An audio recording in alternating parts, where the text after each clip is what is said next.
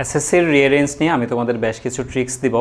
তবে মূলত কথা হচ্ছে রিঅ্যারেঞ্জগুলো পারার জন্য তোমাকে বাংলা অনুবাদটা গল্পটা মূলত বুঝতে হবে, অর্থটা বুঝতে হবে।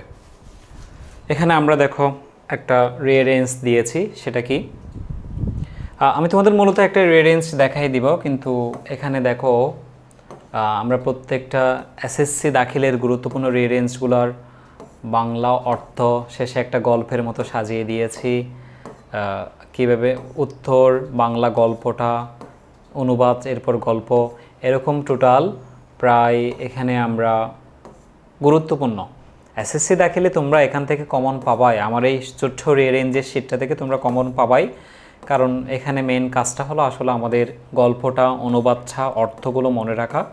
আমি অনুবাদের পাশাপাশি একটা ছোট্ট গল্পের মতো সাজিয়ে দিয়েছি, অর্থও দিয়ে দিয়েছি। ঠিক আছে, তাহলে তোমরা খুব সহজে এটা পড়ে ফেলতে পারবা। এখানে আমি একেবারে গুরুত্বপূর্ণ প্রায় 20টার মতো দিয়েছি। তোমরা আমাদের যে ফ্রি ইংলিশ কোর্স আমরা চালাচ্ছি, সেখানে তোমরা একেবারেই ফ্রিতেই ভর্তি হয়ে যাও, একেবারে ফ্রিতে। 10,000 টাকার অফলাইন কোর্স আমরা একেবারে ফ্রিতে পড়াচ্ছি। তো সেখানে তোমরা এই পিডিএফগুলো, অসাধারণ পিডিএফগুলো পেয়ে যাবা। আজকে আমি তোমাদেরকে একটা পড়াই দিই, বেশ কয়েকটা পড়াই দিই। একটা হচ্ছে ধরো এগুলো অ্যান্সার কীভাবে করবে সেটাও দেখাই দিব। হ্যাঁ, একটা আসছে হচ্ছে তৈমুর খান নিয়ে।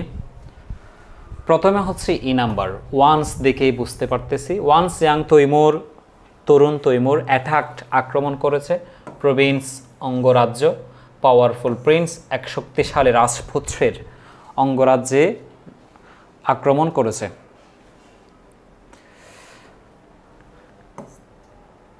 এরপরে হচ্ছে প্রথমে আমাদের নাম্বার দিছি না, এরপর হচ্ছে আমাদের বি নাম্বার। দেন হি ডিসগাইজড হিমসেলফ, না এই সেন্টেন্সটা আমরা শেষ করে নিয়ে দেখো। ওয়ান্স ইয়াং তৈমুর, একদা ইয়াং তৈমুর অ্যাটাক, আক্রমণ করেছে প্রভিন্স, অঙ্গরাজ্যে, ইয়ারফুল পাওয়ারফুল প্রিন্স, শক্তিশালী এক রাজ্যে, আনফর্চুনেটলি দুর্ভাগ্যবশত, হিজ সোলজার্স, তার সকল সেনাবাহিনী, ওয়ার অল কিল, সবাই হত্যা হয়েছে। দেন হি ডিসগাইজড হিমসেলফ, ছদ্মবেশ ধারণ করেছে, অ্যাজ এ পুয়ার ট্রাভেলার, গরিব ভ্রমণকারী হিসেবে, and supported himself by begging, ভিক্ষা করে নিজের জীবন চালাচ্ছে। যখন তার সকল সেনাবাহিনী মারা গেছে, সে নিজেকে একজন ভিক্ষুকের বেশে নিয়ে জীবন পার করে দিতেছে। এরপর যেন সে হত্যা থেকে বেঁচে যায়। G number.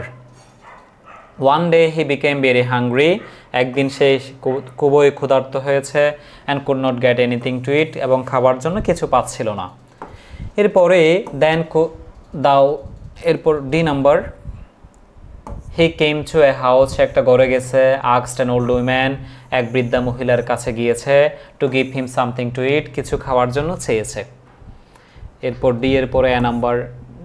The old man, বৃদ্ধা মহিলাটি, ফিল পিটি ফর হিম, তার প্রতি দয়া অনুভব করলো, and quickly gave Timur a full of dish of food, এবং এক থালা খাবার দিল।